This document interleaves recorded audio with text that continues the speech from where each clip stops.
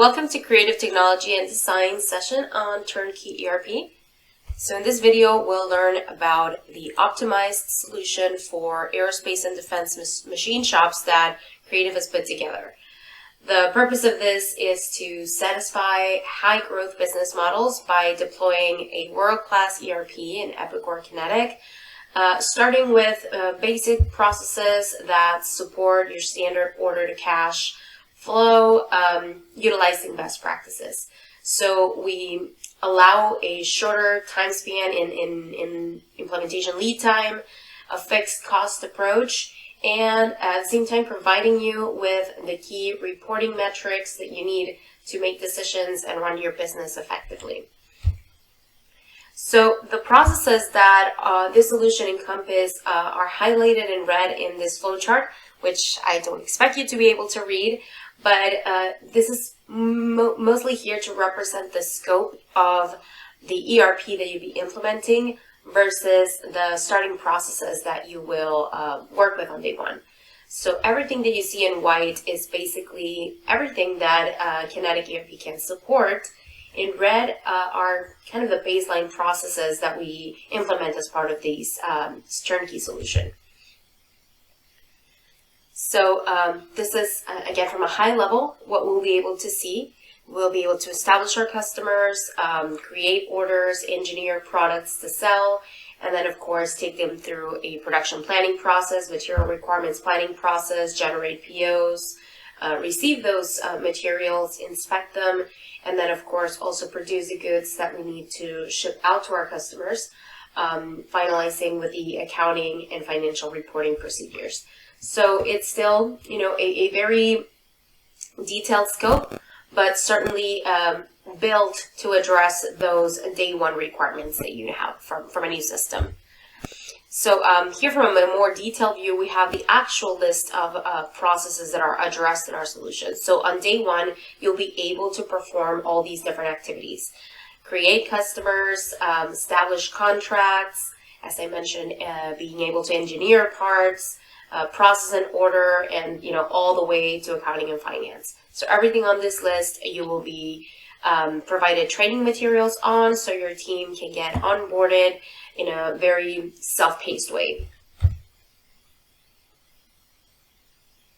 And we also include some metrics as part of this application, and you'll see them as we go through the system demonstration, some examples of how they look, the different role-based dashboards that we'll be able to deploy on day one. These are some of those metrics that will be covered. So with that said, we're going to navigate now to our software and show you some examples of these transactions. So first of all, we'll go over our Kinetic homepage. So as soon as you launch your system, you'll be welcomed by these role-based dashboards. So these are meant to represent the most commonly used processes for each particular individual, as well as the key metrics for each area. So you will be provided with all these on day one. If you navigate to another role, such as purchasing, you'll notice that these change based on the specific requirements of that area. You're always looking at live information, because all this is populated by the actual transactions coming through the system. So whether you're someone in the buying role and you want to see your open POs, how your suppliers are performing on delivery, or maybe you are in the accounts receivable area, you can look at your aged receivables, your past due customers. It's all going to be centralized on that starting homepage. Now, if you need to navigate anywhere else beyond your shortcuts, you will have your menu here on the top left, where you can access all the different areas of the system.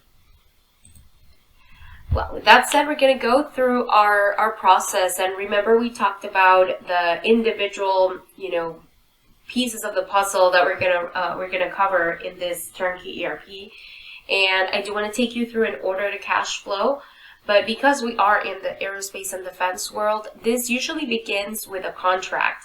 So the contract allows us to specify contract flow down information, and I'll be very specific on what is included as part of this turnkey ERP solution. And so for that, we're going to navigate into our contract maintenance. That's one of the screens that will be available as part of the sales role. So this is what that looks like. So the purpose of this screen, of this record, is for us to establish a unique contract identifier for a customer. So this is related to my customer A, and we specifically are going to focus on the definition of clauses that we want to incorporate into the orders that get generated. So for example, right here, we have a contract for ADD 100. It covers this specific time frame from July 2022 through August 2023. So it's eligible for any orders that we create during that period. These are the products that are being sold as part of that contract. So we have a finished good item.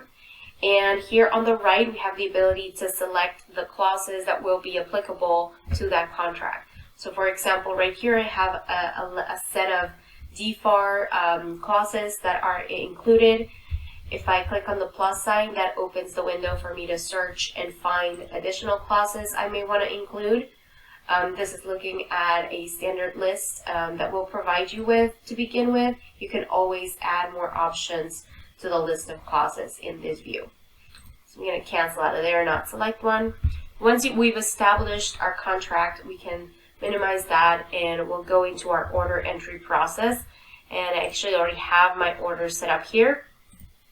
To tell you a little bit about our sales order entry, it usually begins with us retrieving the screen. It's going to list out the transactions that have already been created, so you can quickly navigate to any previous transaction. To create a new record, we would hit our little plus sign up here and start up a new order. So at the time of order creation, we need to specify what customer this is related to. So I'm going to say this is for customer A. I can either type their ID in. I can also search and select them. This populates the screen with their default information, addresses, any other particular defaulted parameters I may have defined for them. I will give it a PO number. And then this is the date that the product will be needed by. You can define it up here for the order, or the specific line items will also have those fields available. I'm going to say that we're going to need this by September 23rd. We can save that. And when we've specified our order header, we can navigate to the lines and start adding the lines of the different products that we're going to sell. So I'm going to hit the plus sign to add a new line. And I can either type in the product number or I can search for it. I'm going to do it for my FG1 product. And from here, I can specify how many pieces we're going to sell for this particular line. So let's say that's a little warning there. That's fine. We can make that 10 pieces and we give it a price of $100 each. So we can save our transaction. And now that we have those details, if we scroll down here, you'll notice there's an Aerospace and Defense customer contract. So here I can just point it back to that contract ID that I created in the previous screen. So that was my ADD 100. I can select it. And what that will do is automatically flow down the details of the contract to the order. So all my A&D clauses, whether they're DFARs or quality clauses, automatically come through from that contract definition. So we have our order now. We can save it. Some additional details here you can add to the order are specific comments or any observations you may want to include. We have a whole section there where you can define those additional details. And you may also add additional miscellaneous charges for things like an NRE charge or a freight charge. You can add it as part of the order creation. I'm going to add $25 for non-recurring engineering charges. So we have our order. Then once the order is created, we can generate a sales order acknowledgement, which can be, of course, then sent out to the customer. Another thing you can do here is you can reference documentation to the order. So everywhere in our system, you can have this little paperclip icon in the top right, where you can add, specific documentation, drawings, any supporting document that will be relevant for that transaction. So now that we've created our order, it's order 15. We can exit out of here. And I'm going to navigate to my production role. So my production role, one of the main shortcuts there is going to be my planning workbench. So I'm going to maximize that. And in planning workbench, I can then look at any messages from our material requirements planning process on things that I should be either making or that I should be paying attention from a planning point of view. So we'll focus on these new messages down here. So these are things that I need to start planning for and making because there's demand for them. And you can see right here that I already have a new message for sales order 15, which is the one that I just created for the 10 pieces of the FG1 that are due by September 23rd. So it automatically shows up in my queue right here. I can select it to indicate that I want to create a manufacturing job for it. So we'll just say, go ahead and create my job. Here, I'll create my order release option so that it matches up the job number to the sales order number. We'll check our get details flag. This will pull all the engineering data associated to my FG1 product.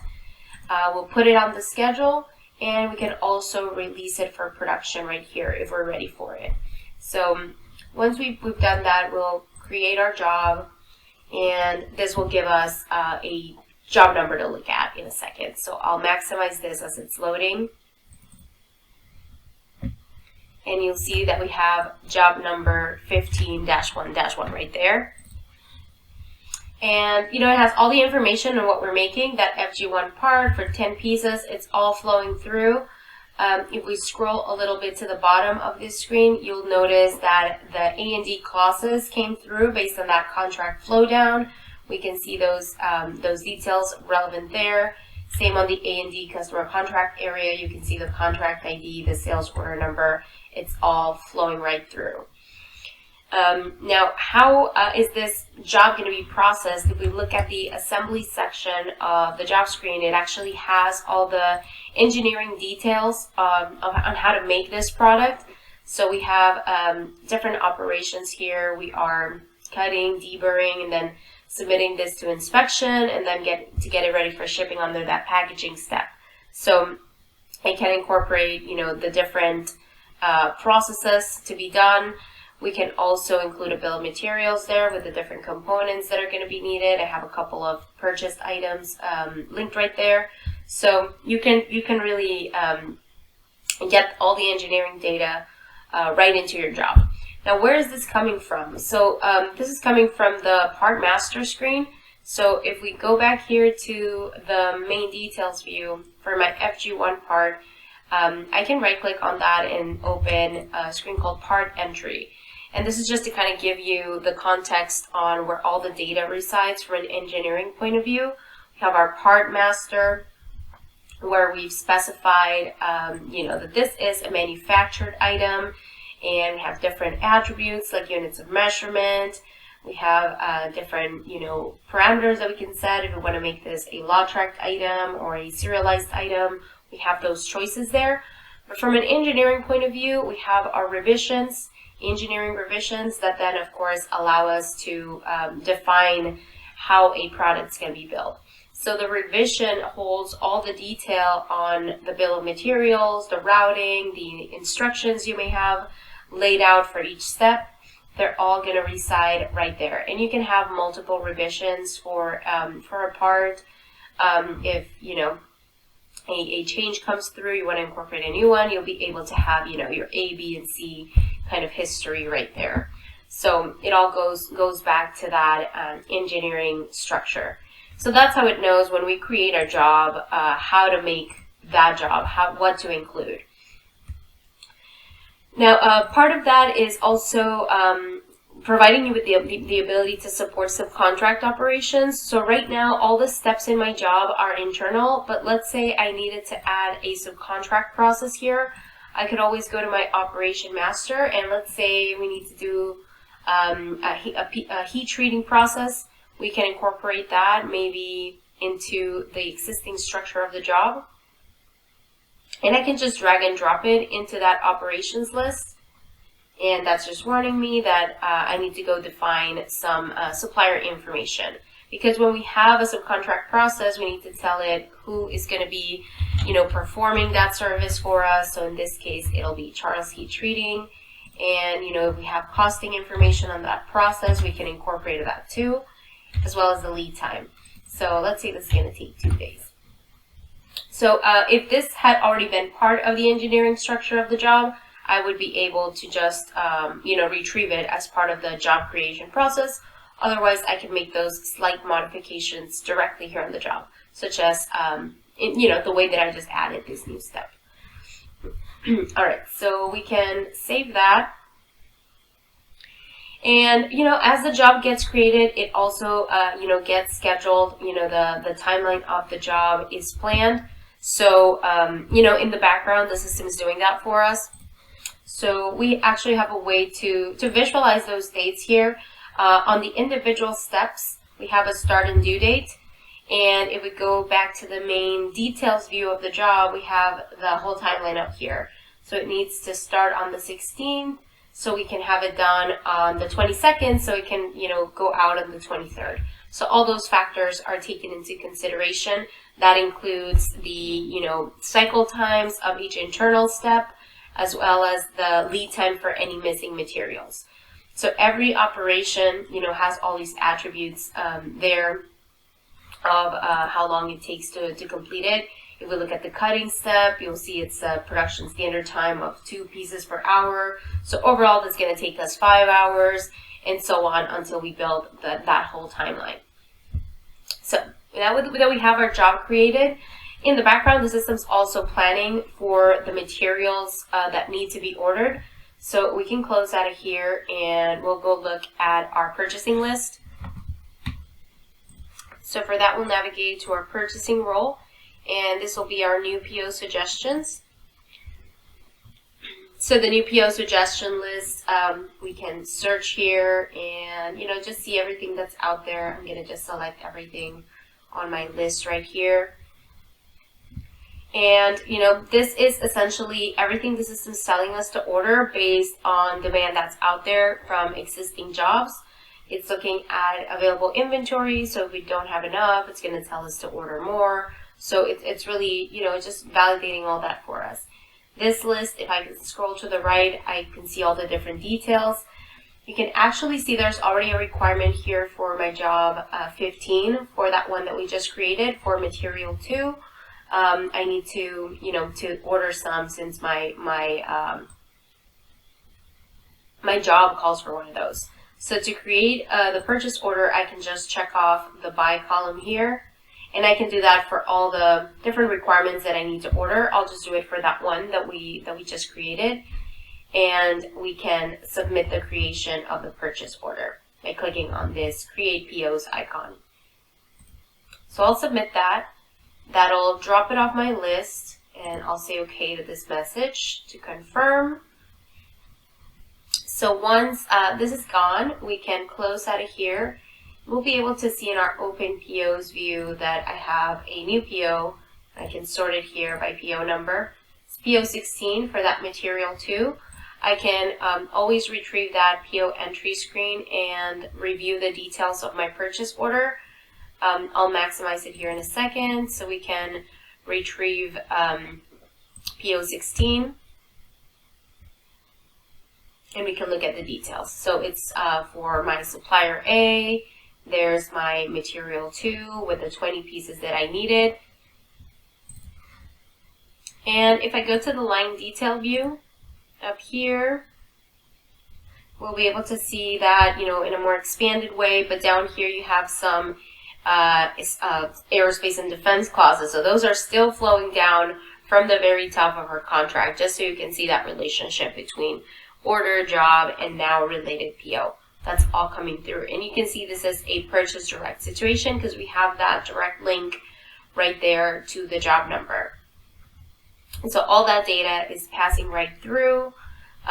We can go back to the very top of our order, and of course this would allow us to generate an actual purchase order document that we would quote unquote print to send out to our vendor, and get those materials in. So now that we have our PO out there, we can process a receiving transaction, and that will allow us to accept the material into our facility. So we'll just give it a second here to load as I maximize it, and we will start by creating a new receipt. So we'll hit our little plus sign right there. This will be for PO 16 that we just created, and our packing slip. You can save that, and then I usually like receiving through my line detail view. So we'll navigate there and we'll create a little plus sign. And this is line 1 that we're receiving, so I'll just type that in. It's my only line on that PO. It automatically comes through with the details for what job that is for. We can see the quantity that we ordered, and some important attributes to highlight here. We do have the ability to turn on inspection required. If we want to take this through an incoming inspection process, we can certainly do that. I can check that off right here. You can see it automatically moves it into an inspection location. Lot numbers may also be required if you have identified that part as being lot tracked. The system will prompt you there for that traceability. Same with serialized components. If we have any of those, you'll be prompted for them here at the time of receiving. So I'll save my record back here on the lines. I also have my little paperclip icon, so if I need to add any supporting documents to this receiving activity, I can always go in and add something like a cert or anything that may be relevant. So we go back here to the very top. We can say we've received them all. We'll say yes to that.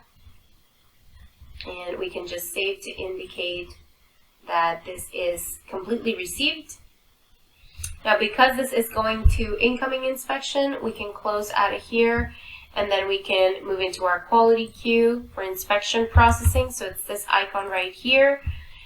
Anything that's waiting for a quality review will be waiting on this on the screen that I just opened, and there is my receipt for that PO related to job 15. You can see all the references are there. If we look at our inspection processing queue for that record, I just need to specify who I am. That would be your own inspector first name and last name information. And here we can validate if, the 20 pieces that were ordered were good, or if they failed that incoming inspection. So the key thing to know here is that if you do fail that incoming inspection process, those pieces would move into a discrepant material reporting process, kind of like a non-conformance. So then you would be able to determine on that DMR process whether this needs to be returned back to the vendor or if it needs to be repaired or anything that we may need to do with it. So our incoming inspection process covers all that, and it will be part of the turnkey solution that we're describing today. So I'm going to say all my 20 pieces have passed, and this will allow them to move forward, so we can hit save on that. And now they're ready for my job 15 to use them in processing. So we can close out of there. So we've received some of the components, but to generate a job pick list for any other materials that are needed, we do have our job pick list document that can be printed out. You can flag it to include purchased items. You can include barcodes with it. In this case, I'm going to filter just for job 15, which is the one that we're using for our exercise. So I'll just select this one and say OK, and we'll print preview it. Now the pick list will allow me to then go in and pick those materials from the warehouse and issue them to my job.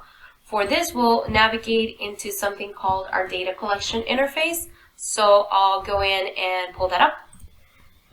So we have our data collection interface, and once we have our pick list, we can go in and issue our material. So our pick list is going to be visible right here. We pull that up. See, it's barcoded with our job number, all our different materials that were needed. That's the one that I just purchased and received. So we're going to issue this one right here. These are all the locations where quantity has been identified. You can see this is a lot tracked item.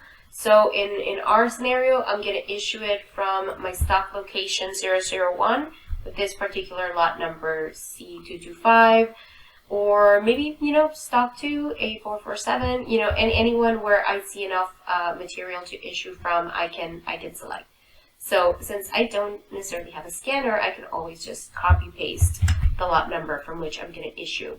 So once I've identified that, we are going back to that data collection interface and issue our material. Here we'll enter and select the job number to issue to. So, if I have my barcodes, I could always scan that in. Otherwise, I'll just search and select that from the list. We'll select the material that we're issuing. And then we just need to specify how many pieces. So this will be 10 pieces from stock location 001. And I'll copy paste that lot number. So we're validating exactly which material we're taking. We save our record, and that issues the material. So now I have all the components that I need for my job. So if I exit out of there, I can easily navigate into my production interface. So this is for those users that are going to be reporting the labor associated to that job. So similar to the pick list, I can generate a job traveler for my jobs as I create them. So I'll preview that for you guys right here, so you can see how that looks. It is also barcoded. If you have one of those, USB barcode scanners, you can leverage. You can always create that and print operation instructions and anything else that may be needed. So I'll just preview that. And similar to the pick list, it will include the job number, the different steps that need to go through production. And as that comes up, I'll navigate here to my Start Production screen. So this is where I would specify which job number I'm working on right now and what operation. So while my pick list prints out, I'm going to start search and selecting, because we already know what job that is based on our exercise. I'll do it for job 15. And let's say I'm working right now just in my cutting operation. I can select that, and I can look at any supporting documents that I may have attached to that job by clicking on that documents link. Those would be available there for me to retrieve. Otherwise, I can just say OK, and that would start my production process there. I can just say OK to that warning. And that starts the actual time capture for that operation on that particular job. As the data collection user, I could go log out and go do my work. And then when I'm ready, I can come back to the workstation or to the tablet, scan my employee ID back in, and see that my active transaction is still there. So I can just select it and end it when I'm ready. So that will allow us to capture, again, those labor details in real time. So here's the job traveler we were waiting on. It's all barcoded. You can see kind of all the details there on the operations and some instructions and stuff like that. So you have your details right there, and that's what we would have used to scan into here. So now that I'm ready to end my activity, I can click on that action, and I would just confirm the pieces that were completed. If I have anything that needs to be reviewed by quality because it looks like it may be non-conforming, I can record those quantities right here. It would move those quantities to the inspection queue, where someone in quality would determine if they pass or fail. If they fail, they move into a non-conformance, where they can then be reworked, or whatever we decide to do with them. So I'm going to say we completed our 10 pieces right here. And we'll say OK. And then we would repeat that process for all our different, internal activities that we needed to complete. That's kind of how you capture that production. Now, for any outside process operations, similar to the materials, we would do that from our purchasing role here in the new PO suggestions. Anything that requires outside processing would be sitting there. It's just sitting in a different category. So I'll select all my suggestions here, and you'll notice that there's defaulted to the material list, but I do have a subcontract list as well. and I can see anything that's waiting to be submitted out for subcontracting. So this would allow us to create a subcontract PO the same way that we did for the materials. We would have the ability to receive the material when it comes back from subcontracting, just as we did with the regular PO. It can go through incoming inspection, it can go through nonconformance. We can really, take it through that whole loop, and it would follow that same path. The main difference here is that we are, sending it out for processing. So we do have also subcontractor shipment transaction. So as we create that purchase order and we're ready to send the product out for that outside process, we could have also generated a packing slip with all the details of what's going out. And I'll show you one here that's already created, just so you can see how that looks. But it's going out to Charles Heat Treating. It references the job number that it's going out for, the operation, the quantity, and it all, is fully traceable. So you can have 100% support of that subcontract process, from PO creation, shipping product out, receiving it back into the job, taking it through incoming inspection, and then of course, billing and taking care of the AP billing side of it when the invoice comes in. So that's on the subcontract processing side. So let's say, all our operations were done, all our material was accounted for, and all our subcontract operations were done. So when something's ready to ship, it would then move into the shipping role. So we actually have a list here of all the different orders that are open, and if we scroll to the right, there's different attributes there associated to those open orders. Some of them may be ready, some of them be in process still. But once an order is ready to go, to process the shipment, we would go into customer shipment entry. And that's where we would create all our shipping, packing slip information on what's going out. So I'm going to create a new shipment right here. We'll put in our order number. So let's say that's order 15.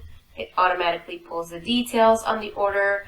Then as we save that, we can navigate to the lines detail and just account for the product that's going out. So when I create my line here, I'm going to say this is line 1 on order 15 that I'm shipping, and that's release number 1 as well. It automatically knows that our customer ordered 10 pieces, we haven't shipped anything yet, and it's defaulting the job number right here because we're shipping from production, so kind of that make to order mode. So it automatically knows to take those 10 pieces from job 15, send it out to the customer. You'll notice here that if there's a lot number, it'll prompt us for the lot number associated to those pieces, as well as serial numbers. If it's a serialized component, it would prompt us for that.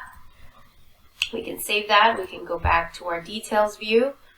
And from here, we would have the ability then to, of course, generate our packing slip. So we have our print option right there. I'll print preview our packing slip so you can see how that looks. And then of course we can confirm when the transaction is ready to go. There's a shipment, packing slip detail. And when it's time to leave the building, we can just say, this order is shipped. We check our flag, and that essentially identifies the packing slip as out the door, and it makes that transaction ready to invoice. So then that'll take us into accounts receivable. So I'll close some of these out, and we'll go into our accounts receivable module.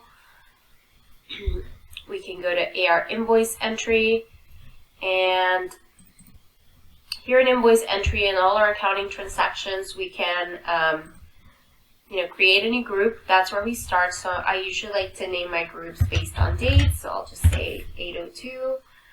And then on our invoices here, we actually generate them using a wizard called Get Shipments. So from the top menu, we can go Get Shipments, and we can perform a manual selection.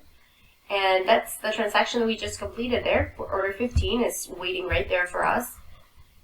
We can say OK, confirm that we're sure, and now one invoice has been created for us for that order. We can go look at it if we need to, and you can see all the information's pulling through to AR with the lines on the different, information that we put back on order. So there's the 10 pieces with everything. And then of course we can, generate our invoices from here, either from a group perspective. If you generated multiple invoices, you can have them all printed out. I'll print preview this so you guys can check it out as well. And of course, then we can email them out to the customer. So all our accounting transactions, they go through a posting process, so we can commit those details to the general ledger. So I'll talk to you a little bit about that here in a second while we look at the printout of the invoice. So here under our group menu, you can see we have a posting process. We always recommend with any accounting transaction running an edit list first. This allows us to see where things are going to post. So in case we need to do any corrections or anything, we can catch them prior to the posting process. So it's always, handy to do that. So you can see it's all flowing pretty well there to our accounts receivable and sales accounts. So then we can post when we're ready to go and post to our GL. We can submit that and, take care of that. Now, of course, as you can see from accounts receivable, we can also process our cash receipts. From the AP side, we can do our three-way matching to what was purchased and what was received. So that's one of the main, highlights of having everything in an embedded ERP solution, that everything's connected. So just like the shipment, passed right through accounts receivable, the same thing happens here. When we received something, it goes into a received not invoice report, for which you have a shortcut right here. Then an invoice entry, we can match it to those transactions. On the finance side, we can, generate off our financial reports, our income statements, our journal entries. So that's all part of the process that you'll have available to you. Some other processes that are included that weren't part of that quote to cash are on the material side. So things like cycle counting, that's all part of our supported, turnkey ERP solution.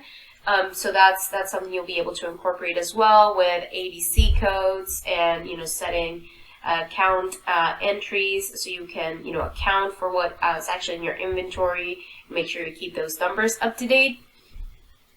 So that's all covered up here. So on the quality side, another element that is also included is the whole handling of RMAs. So if you have a return from a customer, we might actually start in customer service or on the sales side. You're going to have your RMA processing view where you can capture those return details. And I actually have some right here that have already been processed. But it ties them back to the original transaction. So if you have a return, you only need to reference the original invoice number or sales order number, and it all will automatically pull through with all the referenced information. You can document what's coming back, the reason for it. You process the receipt when it's physically back to account for those pieces being in your facility. And then we perform an RMA disposition to determine if that is going to be, just replaced, or if we're going to rework anything for the customer. We have our RMA dispositions process. So I actually have one right here as well that's already been done. You can see that we can disposition back to stock. If it's just, maybe we just sent them the wrong model, we can just put it back into inventory. We can fail it if it's completely, destroyed and there's no way to fix it. And then, of course, that repair job option, which will allow you to actually tie it to a repair job number where you can report that rework labor and any materials that may need to be replaced. So it's an all-encompassing solution. Again, this is kind of a high-level demonstration, but we wanted to make sure you get a glimpse on what's supported. I'll go back here to our PowerPoint slide just to kind of recap on that. So remember the processes that we include. So we talked about the contract management piece, defining the clauses. We talked a little bit about the part creation and methods of manufacturing. We touched on these processes for creating a sales order and RMA. Now, one that I didn't touch on was this planning one. So we looked at it from the purchasing side, where we have the ability to look at those purchasing suggestions and release them to create POs. But from a manufacturing perspective, the example that we walked through was more of a make direct order, where we have an order and it automatically, gets a job associated to it. But you may have some manufactured items that you plan for ahead of time. That's totally doable. You can establish minimum inventory levels for some of those items, and they would then show up in our manufacturing suggestions list for us to just release and start those jobs. So for those situations, if we go back here to our menu under production, we looked at the planning workbench a few minutes ago, but we also have something called job status maintenance. So that's specifically for those parts that we're making ahead of time. We're not waiting for an order to be created or requested by a customer. And those would usually be created as MRP jobs. So pretty much everything that you see here on this list that has that MRP prefix is something that the system generated. Just going to select a handful of them. So it's the way that the application can plan ahead. And from here, someone in the production planning role and the production supervisor role could go in and say, okay, these are things that we need to build ahead of time because we have, some projected demand that we just want to get ahead of. We can generate those jobs here and then just confirm that we want to make them, and that follows that same path of being engineered and released into production.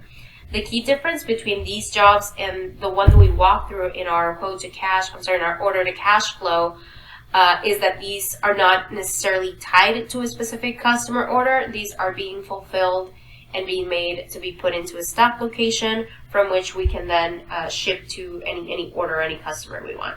So we also support that, and I wanted to make sure to touch on that. On the purchasing side, definitely how to create our suppliers.